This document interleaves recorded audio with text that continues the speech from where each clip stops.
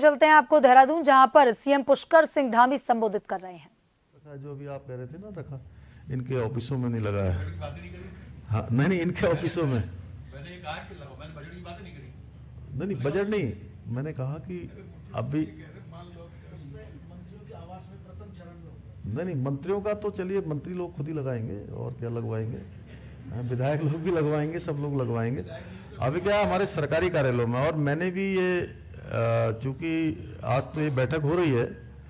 लेकिन एक दिन मैंने श्री मीनाक्षी सुंदरम जी और रंजना जी ये सब लोग बैठक में थे, और ये मैं आज से लगभग 1 साल 1.5 साल पहले से ये बात बार बार आप लोगों से अनुरोध कर रहा था कि आप मुख्यमंत्री ये जो आवास है इसमें, और जो मेरा जो निजी आवास है वहाँ पर भी, क्योंकि जो भी उसकी फीस देनी होगी वो हम जमा करेंगे, लेकिन आप इस प्रकार का प्रावधान कर दें। वो केवल इसलिए नहीं कि यहीं इसकी शुरुआत यहाँ से होनी चाहिए, या लोग इसको देखते हैं तो उससे कहीं ना कहीं वो अपने यहाँ भी लगाने के लिए जो है कहीं ना कहीं जागरूकता बढ़ती है। और ये बात बिल्कुल ठीक है, मंत्री जी जो कह रहे थे कि आप लोगों के कार्यालय में ये सब लगेगा तो कहीं ना कहीं लोगों को इससे प्रेरणा मिलेगी कि हमको भी अपने यहाँ लगाना है। और जो हमारे यहाँ ऊर्जा की जो खपत है और ऊर्जा का उत्पादन है उसमें बहुत बड़ा अंतर है, 40-60 का रेशियो है जो हमारा उत्पादन और खपत के बीच में। तो इस खपत और उत्पादन के बीच का जो बड़ा गैप है, उस बड़े गैप को पाटने के लिए भी, उसको बराबर करने के लिए भी ये ऊर्जा, ये नवीनीकरण ऊर्जा, ये हमारी रिन्यूएबल एनर्जी, इसका बहुत बड़ा योगदान हो सकता है। और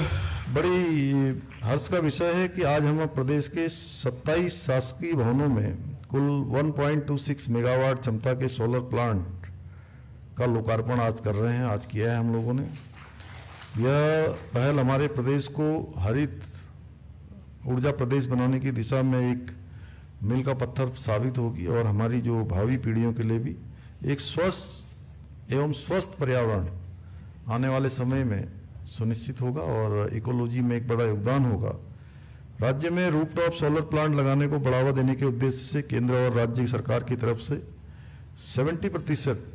सब्सिडी का भी प्रावधान किया गया है। 70% सब्सिडी भी दी जा रही है। पीएम सूर्य घर योजना के तहत रूफटॉप सोलर प्लांट की स्थापना के लिए अभी तक 734 लाभार्थियों को 3.3 करोड़ 72 लाख का अनुदान अभी तक दिया जा चुका है। इसके साथ ही घरेलू और गैर घरेलू उपभोक्ताओं के लिए सोलर प्लांट हीटर संयंत्र की स्थापना पर भी 30 से 50% तक का अनुदान प्रदान करने का भी निर्णय लिया गया है।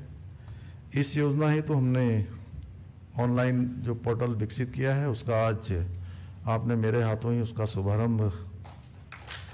करवा दिया है। इस पोर्टल के जरिए अब उत्तराखंड का हर नागरिक सोलर प्लांट की स्थापना में अनुदान लेने के लिए आसानी से आवेदन कर सकेगा। लेकिन मेरा इसके साथ साथ यह भी आप सबसे कहना है कि ये जो एक प्रकार से अनुदान लेने की प्रक्रिया है, ये प्रक्रिया अत्यधिक सरल होनी चाहिए, और इतनी सरल हो कि सारी फॉर्मेलिटी पूरी करने के बाद एक समय सीमा के अंतर्गत उनको सब्सिडी निर्गत हो जाए। जैसे बहुत सारे विभागों में मैंने पिछले दिनों में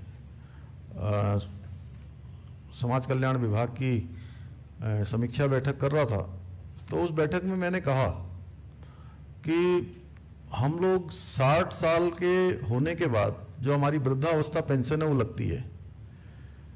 तो 60 साल होने पर जो लोग उसकी पात्रता की श्रेणी में आते हैं, जिनके आय प्रमाण पत्र से लेकर तमाम जो व्यवस्थाएं उसके लिए होती हैं उस पेंशन के लिए, अगर वो उस औपचारिकता को पूरा करते हैं तो उनको कोई फॉर्म भरने की जरूरत नहीं होनी चाहिए। 60 साल के हुए और स्वतः ही जो है उनकी पेंशन लग गई। इसी प्रकार से खतरा खतौनी के लिए, खतरा खतौनी लेने लोग कई महीनों तक चक्कर लगाते रहते हैं, तहसील के चक्कर, पटवारी के चक्कर, कानूनगो के चक्कर, तहसीलदार के चक्कर, या एसडीएम कार्यालय के आसपास। तो हमने कहा कि इसमें भी एक बार औपचारिकता पूरी हो जाए, और औपचारिकता पूरी होने के बाद सीधे उनके मोबाइल में वो खतरा और खसौनी जो है